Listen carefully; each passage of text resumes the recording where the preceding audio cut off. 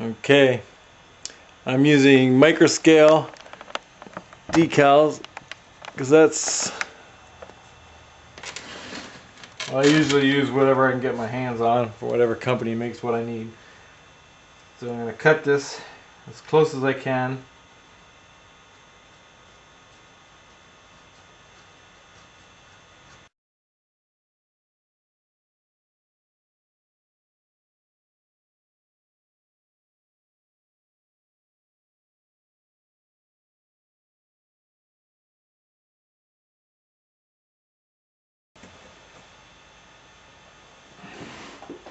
Okay, for decals, I take some water out of the plate. I just put the decal in and I'll throw it on just a little bit to moisten it up.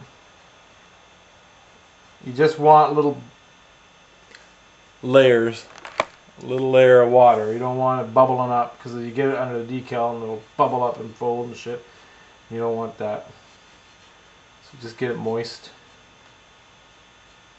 If you got too much on, take it off.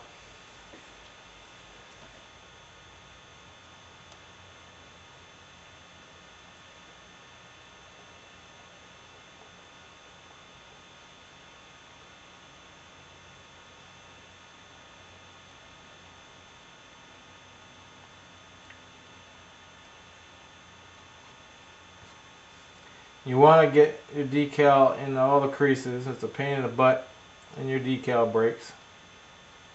But you got to do it. And it works pretty good.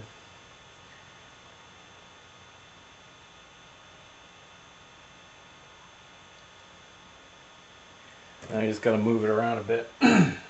Always use a wet Q-tip when you're moving it around.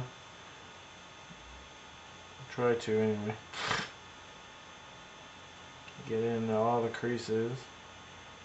And you don't want to be rough with it. It takes time because you'll wreck it and then you have to beat yourself up. And if you need to move the decal, just add more water and it'll go suck right underneath that thing. Like that. Add more water to move the decal. Keep it flowing. And then when you get it in a good spot, and you get it where you want it, you suck the water out, like rolling the Q-tip over top. This is what I do. There's probably another way of doing it, which I don't know about, but this works.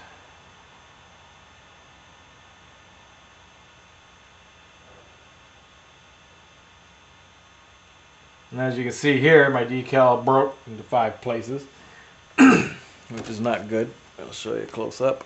See there? So, take a needle. That's what I do anyway. Sift through your junk, find a needle, and the best you can, put them all back into place.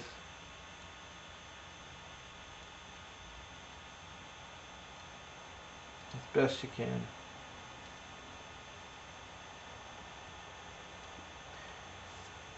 Hey.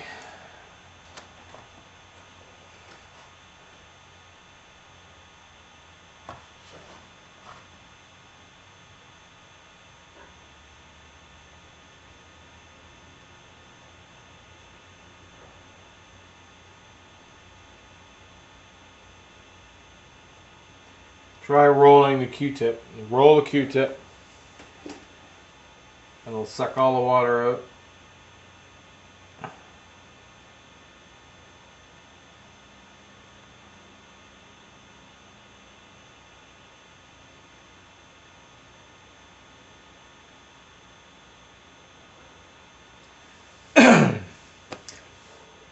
Then let it dry.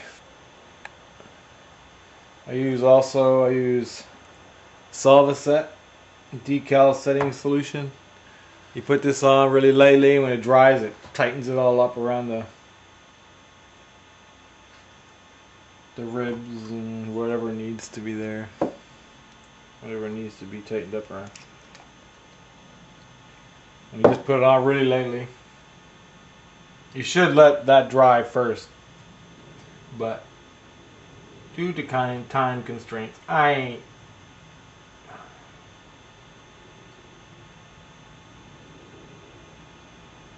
That's all you really gotta do.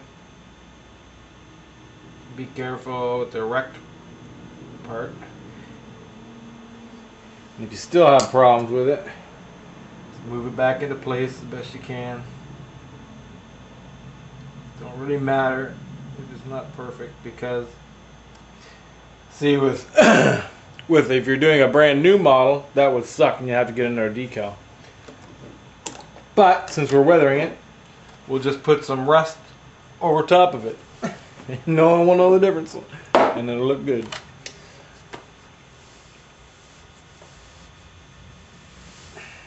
So I'm gonna let that dry for a little bit before I put the other side on.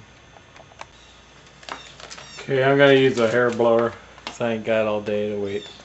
Hair dryer. I'm gonna hold it back because you don't want the air getting in and flipping it up.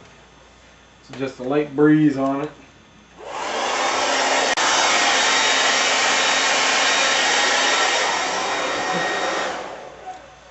If you put the hair dryer too close to it, this is what happens.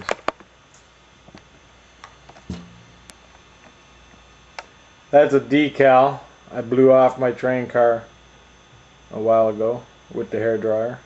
So you gotta be careful and hold it at least 2.5 feet back from what you're drying. Give it another little squish, get the extra water out.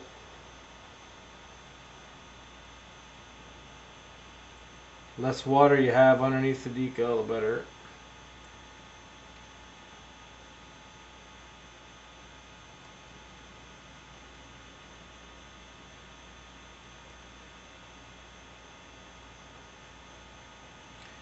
It's starting to crack around the words. Cheap damn decal.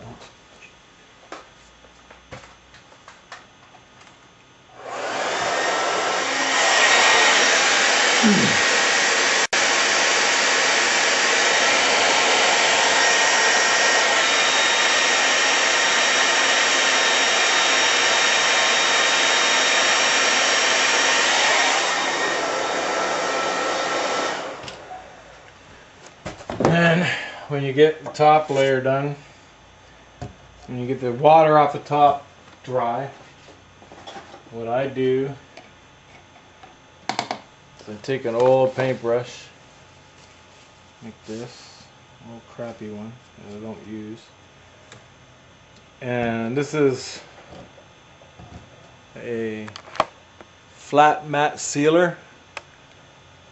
I bought acrylic flat matte sealer, and this will seal your decal. Just seal it right up. So what you want to do is just try not to crack the words any more than they already are. Put on a nice layer. When this stuff dries, you'll be able to do whatever you want to it.